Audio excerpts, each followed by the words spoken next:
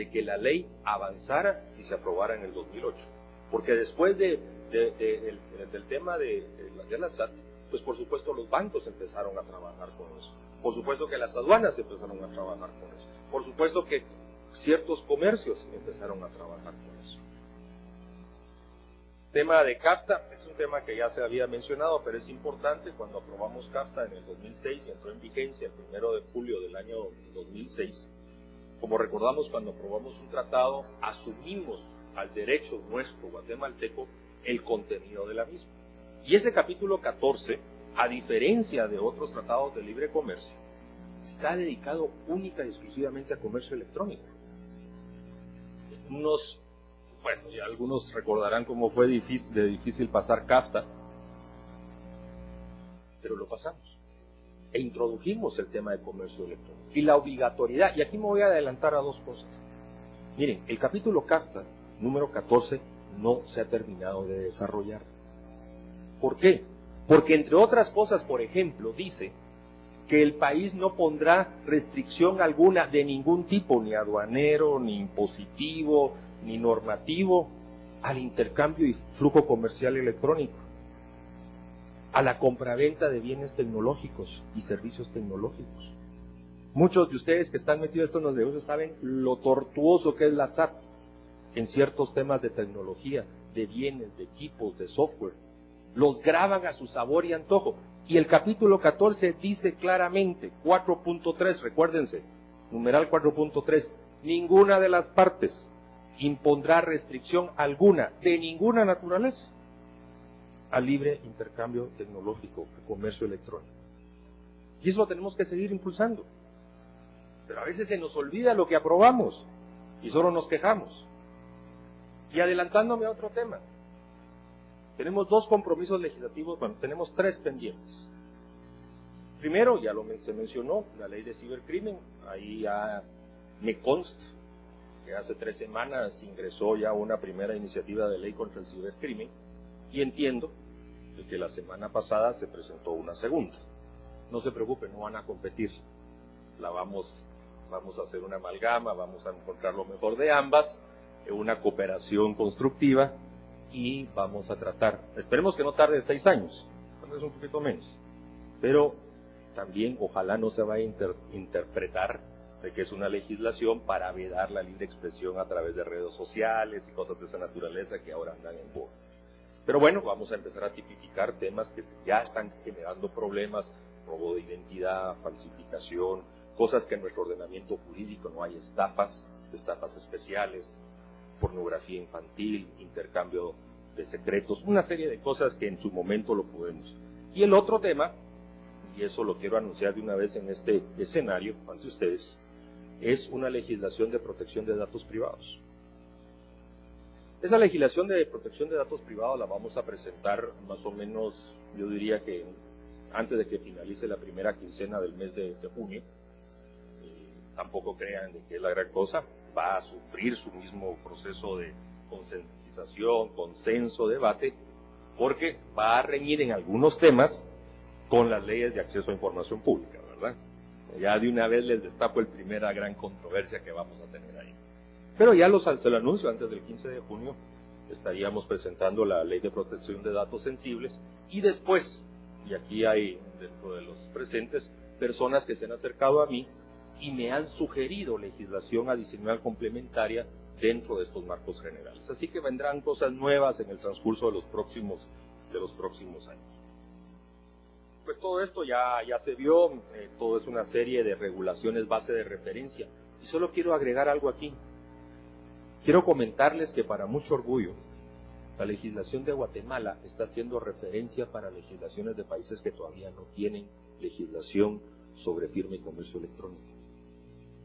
Hay países que han venido a Guatemala a pedir asesoría, que la han bajado de la red y se comunican con nosotros, que les expliquemos cuál es el concepto de la legislación guatemalteca. Porque lo interesante de la de Guatemala es que hace una amalgama y una fusión de mucho de lo que tenemos en pantalla. Porque algunos países que se adelantaron se fueron quedando en la ley modelo del 96, otra la del 2001, pero la de Guatemala logró en su momento introducir y amalgamar conceptos novedosos y anticiparse a cosas. Así que con mucho orgullo, los guatemaltecos y guatemaltecas podemos decir que al igual que otra legislación como la Ley General de Telecomunicaciones, la Ley General de Electricidad, la Ley de Bancos y Grupos Financieros, la legislación de comercio electrónico está siendo ya utilizada en otros países como base para proponerla en los mismos. Eso es importante, hay que reconocer esas cosas. Bien, no me voy a quedar en eso. Lo de la firma electrónica lo explicaron muy bien, eso ya lo hemos visto. Tal vez algunos aspectos y principios fundamentales es la autonomía de las partes para elegir la ley y la jurisdicción aplicable, sobre todo porque eso tiene que ver mucho con el ámbito internacional del comercio electrónico. O sea, aquí introducimos estos conceptos. El uso voluntario de autoridades, o voluntario.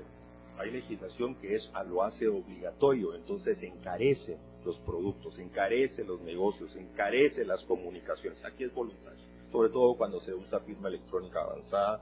Bueno, en la firma electrónica avanzada sí ya se vuelve obligatorio, por las características propias de la firma electrónica avanzada. Pero en términos generales, nuestra legislación le da una libertad, una voluntariedad a las personas que quieran utilizar autoridades de certificación, en este caso el registro de los prestadores de servicios de certificación. Le da validez a la contratación electrónica. Miren, uno de los temas que nos obligó a dar un impulso a la ley fue un par de casos de secuestro, donde los secuestradores se comunicaban con los familiares de los secuestrados a través de correos electrónicos y mensajes de texto. Cuando después se les capturaba, y esto me consta, no les estoy contando una historia, se presentaban a los jueces como medios de pruebas, los rechazaban sin siquiera conocer el contenido. Contenidos, miren, dramáticos, videos que mandaban, cosas de esa naturaleza. ¿Por qué? Porque nuestra legislación no le daba validez jurídica a las comunicaciones electrónicas, correos electrónicos, mensajes de texto, cosas de esa naturaleza. Era dramático ver cómo se perdían los casos y la frustración de personas y familias que tenían las pruebas y que podían llevar a la condena a quienes habían sido capturados por sus hechos ilícitos. En el narcotráfico también me consta que ha sucedido. Pero el tema de los secuestros fue lo que a mí más me impactó, el secuestro de niños. Entonces, importante, le introducimos la validez jurídica en el área penal a muchos de los medios de prueba que hoy por hoy ya se pueden utilizar. Antes no. Este tema ya lo desarrolló María Mercedes, así que la vamos a pasar rápidamente. Uno de los aspectos importantes, que es suficientemente abierta, libre, neutral, le diría yo. Incluso es neutral en cuanto al tema de la tecnología a utilizarse, es muy abierta, pueden usar plataformas cerradas o plataformas abiertas, etcétera, eso no hay ningún problema. Esto que ven aquí es la definición de comercio electrónico que hemos introducido en la legislación, es yo diría la definición más amplia y general que tenemos. A algunos no les va a gustar, yo sé, esto es 2008, incluso esa la definimos así más o menos en el 2006. Yo sé que hoy ya hay nuevos conceptos, pero eso es nuestra legislación. Así es como se define en Guatemala comercio electrónico y es la base para mucho de las actividades comerciales y de otras muchas cosas importantes del país. El tema de la firma electrónica es única, capaz de comprobarse. Muchos de los conceptos de nuestro Código Civil, recuerden, es un Código Civil de mitad del siglo XX, y si ustedes, sobre todo los que tienen algún tipo de conocimiento jurídico, son abogados, vean firma manuscrita, cómo se utilizaba solo con el Código Civil, y vean esta definición de firma electrónica. No son las mismas palabras, pero subyace en el fondo lo mismo, su mismo contenido. ¿Por qué? Porque le quisimos dar a través de la ley la misma validez jurídica a la firma manuscrita, la que hacemos y que se va deteriorando conforme el tiempo.